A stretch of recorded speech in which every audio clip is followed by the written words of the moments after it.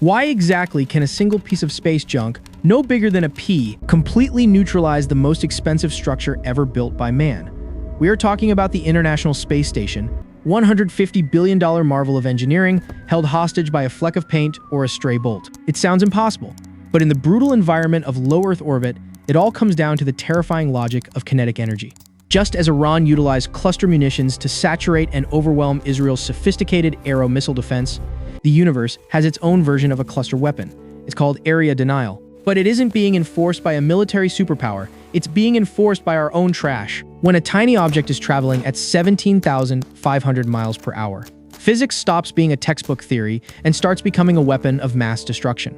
Iran knew that a single warhead is easy to track, so they adapted by firing a cluster weapon to bypass the defense net. Out here, above the atmosphere, we are facing the exact same strategic nightmare. Usually, when we think of a ballistic missile, we picture one massive explosion, a single warhead designed to obliterate a hardened target. But that's not what we're dealing with here. One large target is fantastic for our radars to track. But what happens when that target shatters into a million pieces of invisible shrapnel? You aren't just looking at a collision. You're looking at the start of a strategic blackout that could trap humanity on Earth forever. To understand why we are on the brink of this orbital catastrophe, we have to look at the math of the first strike. It starts with one mistake, one collision, and a sequence that no computer on Earth can stop. This is the strategic reality of the Kessler effect, and it's a nightmare we've been building for ourselves since the dawn of the space age. Let's walk through the nightmare scenario. It begins with a single calculated disaster. Imagine two dead satellites drifting aimlessly in the extreme upper atmosphere. They've been up there for decades, silent ghosts of the Cold War, but their orbits are slowly, inevitably converging. When they finally meet, they don't just crash, they obliterate each other. In an instant, two massive intact targets violently burst open, transforming into a lethal cloud of over 10,000 independent fragments. This is the moment the chain reaction begins, and it is a process that completely overwhelms our current planetary defense networks.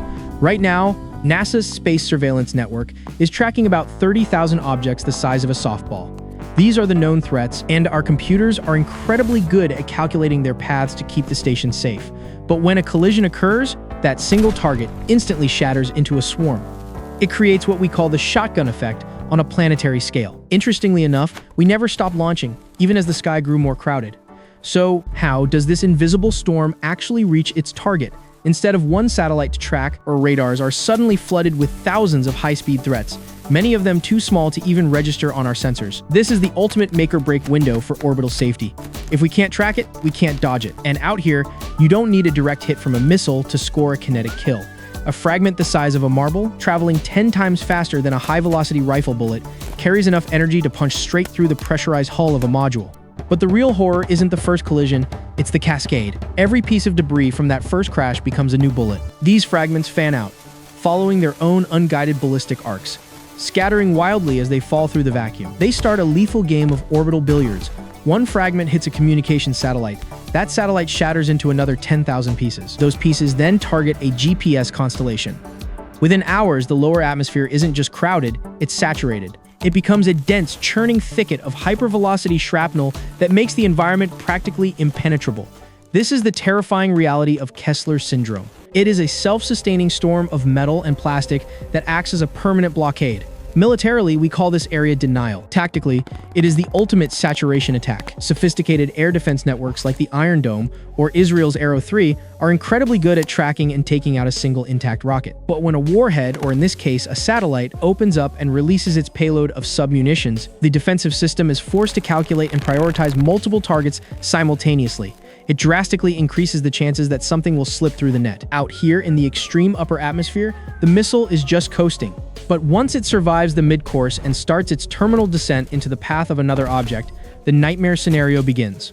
We aren't just losing satellites, we are losing the very ability to leave our world. Each collision adds more fuel to the fire, turning the gateway to the stars into a graveyard of orbiting mines, engineered with the momentum of a falling hammer and the precision of a surgeon's scalpel. These fragments strike with a devastating kinetic force, triggering dozens of shockwaves across the orbital plane all at once. It is a well-choreographed dance of chaos, where every move leads to more destruction. And as the density of those fragments reaches a critical threshold, the nightmare descent begins. Gravity starts to pull the smallest pieces back toward Earth, but the largest ones stay up there, coasting in a high ballistic arc toward the future, waiting for their next victim. We are witnessing the ultimate strategic stalemate, where the very technology meant to connect the world is being used to isolate it. If this payload of junk continues to grow, we won't just be facing a loss of internet or television. We will be facing a future where the sky above us is a locked door, and we've thrown away the key. To understand how we survive this, we need to look deep inside the payload of these orbital collisions and see exactly what happens when the metal starts to scream. But this isn't just a military headache or a problem for scientists in white coats. This orbital blockade is going to drop straight into your pocket. Think about your phone. Right now, it is constantly communicating with a network of satellites just to tell you where you are, what time it is, or how to get home. If the Kessler Syndrome takes hold and our orbit is effectively locked down, the life you know ends. You're lost on a back road because your GPS is dead. Your bank account is frozen because global financial transfers rely on nanosecond satellite timing to stay secure. Even your high-speed internet vanishes. Space junk isn't just trash, it is the spam calls of the universe. Just as bad actors bombard you with jump calls and online breaches to steal your data, these fragments are stripping away your access to the modern world. It's a barrage of physical noise that paralyzes global connection. It can affect your shipping rates, your travel, and ultimately it will lead to a total information denial just when we need it most. When the orbit unfurls its ribbon of shrapnel, it becomes a lethal weapon that semi-arms the entire planet against itself. And once you realize how much of your daily survival depends on that thin layer of technology spinning above your head, you have to ask, how does a tiny piece of metal actually do this? How does something so small pack enough punch to obliterate a multi-billion-dollar satellite? To understand the destruction, we have to look inside the payload of the impact itself. It all comes down to the brutal, well-choreographed dance of kinetic energy. Usually, when we think of a collision on Earth, we picture a car hitting a wall, a single, massive impact. But out here, we're dealing with something entirely different. Let's break down the mechanics of an orbital kinetic kill, step by step. Step number 1, the accumulation of speed. Out here, in the extreme upper atmosphere, objects aren't just moving, they are coasting at an estimated velocity of 17,500 miles per hour. That is 10 times faster than a high-velocity rifle bullet. At this speed, a piece of debris doesn't just strike a target, it becomes energy itself. This firepower needs no propellant to reach its designated target, because the momentum is already baked into its orbit. Step number 2, impact and the plasma phase. The millisecond the fragment strikes the outer casing of a satellite, the laws of physics change. This isn't like a hammer hitting a nail. The impact forces are so extreme that they instantly liquefy and vaporize the materials involved. The metal doesn't just bend, it behaves like a fluid. This creates a spectacular display of what we call a shaped charge effect, even without the explosives. The impact force forces the materials to detonate on a molecular level, triggering a shockwave that travels through the entire structure of the satellite.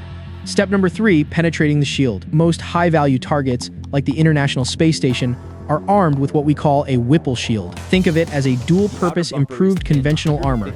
It consists of an outer aluminum bumper and an inner rear wall. The goal is for the outer layer to shatter the incoming fragment into a multitude of tiny fragments before they reach the main hull. It's a smart design that adds an extra layer of effectiveness. However, when the fragment is large enough, this stabilizer kicks into action for the wrong side. The debris unthreads the threaded integrity of the shield. As the fragment is pulled through the slide assembly of the armor, it creates a jet of molten metal that is incredibly powerful, capable of penetrating inches of solid aluminum or composite plate. Step number 4, the fragmentation train. Once the fragment breaches the inner wall, things start getting even more interesting. This is where the bomblet effect takes place. With the outer shield out of the way, the kinetic energy is free to move through the delicate internal components of the satellite. It's like a well-choreographed dance of chaos, all thanks to some centrifugal force and the sheer inertia of the debris. These forces work together to smoothly move the destruction into the armed position. The impact ignited the firing train of the satellite's own pressurized systems. Step number 5, internal detonation. As the fragment passes through, it hits fuel lines or batteries. These components then act as their own expulsion charge, required to eject the debris out the other side of the satellite, creating even more fragments. Just above the impact site, the rotational forces at play start unthreading the very fasteners holding the satellite together. It weighs 46 kilograms of high-tech gear, but it shatters as if it were hollow from the bottom. This firepower is packed into every square inch, and now it's all turning into shrapnel. Step number 6, the shotgun effect. Think of it as a controlled explosion that delivers some serious havoc. A single 1-centimeter fragment, no bigger than a marble, carries the kinetic energy equivalent to a hand grenade. If there is any confusion, this is the size when compared to an average human hand. But when it strikes, it doesn't just create one hole. the fragmentation of the satellite body creates a devastating effect. Those tiny fragments we talked about earlier, the bits of solar panels, bolts, and glass, well, they become lethal projectiles causing havoc within their new radius. They aren't meant for precision, they are designed for area denial. Step number 7, the new debris field. All said and done, the soldier, or in this case, the law of physics, pulls the lanyard, triggering the primer for the next collision. The impact jet has propelled dozens of new shockwaves all at once. This payload can now blanket a massive area covering a radius of hundreds of kilometers along the orbital plane. The flight path of every new fragment is a highly calculated sequence, designed specifically to maximize the chances of another strike. It forces the defense systems and radar networks on Earth to prioritize multiple targets simultaneously, drastically increasing the chances that something else will slip through the net. Tactically, why is this so dangerous? Because it turns the very body of our technology into its own enemy. Each grenade-sized explosion in orbit creates a multitude of tiny projectiles that are difficult to track. Engineered with highly sensitive physics, these fragments detonate the millisecond they strike another vehicle or solar array. This is some serious punch, destroying multi-billion-dollar platforms with ease. The fragmentation creates a devastating cycle, where the body of the grenade, the satellite itself, bursts into a multitude of tiny projectiles, each ready for its next move. It's a smart design of nature, but a nightmare for humanity. And as we look at the potential advantages of having a clear orbit, we cannot ignore the serious downsides of what we've left behind.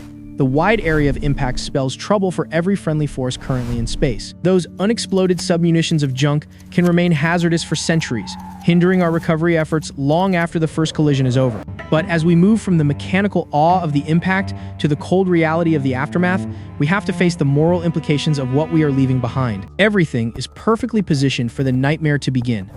We just need to pull the lanyard. But folks, we cannot ignore the serious downsides to this orbital fragmentation. Let's break down the major concerns. Just like the cluster munitions that over 100 countries have banned because of their heavy moral implications, space junk has a terrifyingly indiscriminate nature. It's a big one. These fragments don't care if they're hitting a high-value military asset or a scientific mission designed to study the stars. They strike everything in their path with the same lethal energy. And because there is no friction to slow them down out here, these submunitions of our own making can remain hazardous for centuries. They don't just fall back and disappear. They stay up there, coasting in their ballistic arcs, hindering recovery efforts and future launches long after the missions that created them are forgotten. We are effectively building a permanent no-fly zone around our own planet. It's a nightmare scenario where the wide area of impact spells trouble for every friendly force we ever try to send into the vacuum. This indiscriminate nature poses a significant risk to everything we've built. It displaces our future potential. It damages the critical infrastructure we haven't even launched yet. It forces us to look at the payload of our own progress and ask, are we truly building a bridge to the stars? Or are we just setting a lethal trap for our own grandchildren? Every stray bolt and fleck of paint we leave behind is a calculated risk that could lead to unintended consequences. We are turning our greatest frontier into an accidental, self-sustaining graveyard of technology. If we don't change how we operate, the dream of Mars or the Moon will be over before it even begins. We make original videos from scratch, animated by humans, to give you exclusive geopolitical and technical analysis you won't find anywhere else. This is the deep dive intelligence you need to understand the hidden mechanics of our world. So please subscribe to not miss a beat on our next breakdown. Use the link below to join our community and keep your perspective secure. Until next time, stay curious and stay vigilant.